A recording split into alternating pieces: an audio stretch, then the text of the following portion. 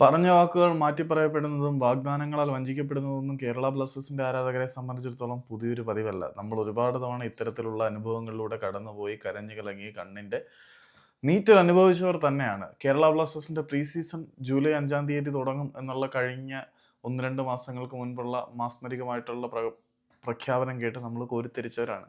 പക്ഷേ ഇനി കേരള ബ്ലാസ്റ്റേഴ്സിന്റെ പ്രീ സീസൺ എപ്പോഴാണ് തുടങ്ങുന്നത് എന്നുള്ളതിന്റെ ഫാബിന്റെ യോഗത്തിൽ ചോദ്യം ഉന്നയിച്ചപ്പോൾ ബ്ലാസ്റ്റേഴ്സിന്റെ മേധാവിയായിട്ടുള്ള അഭിക് ചാറ്റർജിയുടെ കാര്യത്തിൽ നിന്നും ഏകദേശം ക്ലാരിറ്റിയുള്ള ഒരു ഉത്തരം കിട്ടി. ജൂലൈ 5-ാം തീയതിയാണ് നമ്മൾ തുടങ്ങാനിരുന്നത്. നമ്മൾ 80% കാര്യങ്ങൾ ഓക്കെയാണ്. പക്ഷെ എന്നിരുന്നാൽ പോലും ലീഗിന്റെ ഫിക്സറിന്റെ കാര്യത്തിൽ ഒരു തീരുമാനമാകാത്തത് കൊണ്ടാണ് നമ്മൾ പ്രീ സീസൺ ഉൾപ്പെടെയുള്ള കാര്യങ്ങൾ ഹോൾഡ് ചെയ്ത് വെച്ചിരിക്കുന്നത് എന്ന് അഭിക് പറഞ്ഞിട്ടുണ്ട്. ഫെഡറേഷൻ കപ്പും ഇന്ത്യൻ സൂപ്പർ ലീഗ് ഉൾപ്പെടെയുള്ള സാധനങ്ങളുടെ കാര്യത്തിൽ ഒരു ഫൈനൽ ചാർട്ട് വന്നതിന് ശേഷം സീസൺ ആരംഭിക്കുന്നതിന് ഒരു 30 ദിവസം മുമ്പൊക്കെയാണ് നമ്മൾ പ്രീ സീസൺ സ്റ്റാർട്ട് ചെയ്യാൻ ആഗ്രഹിക്കുന്നത് എന്നാണ് പുള്ളി പറഞ്ഞിരിക്കുന്നത്.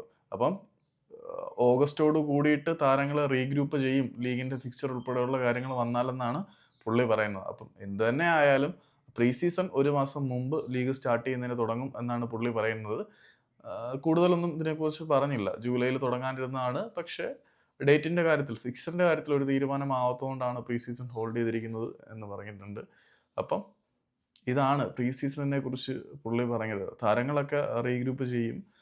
ഫോറിൻ പ്ലേയേഴ്സും ഇന്ത്യൻ പ്ലേയേഴ്സും എല്ലാം ഡേറ്റിന്റെ കാര്യത്തിൽ കൺഫേം ആയി കഴിഞ്ഞാൽ എത്തിക്കഴിയും. എല്ലാ കാര്യങ്ങളും 80% ഓക്കെ ആണെന്ന് അഭിക് ചാറ്റർജി പറഞ്ഞു. പിന്നെ 1-2 കമന്റ് ഉണ്ടായിരുന്നു ഒറിജിൻ പ്ലേയേഴ്സിനെ കുറിച്ചുള്ള വീഡിയോ ചെയ്യാൻ.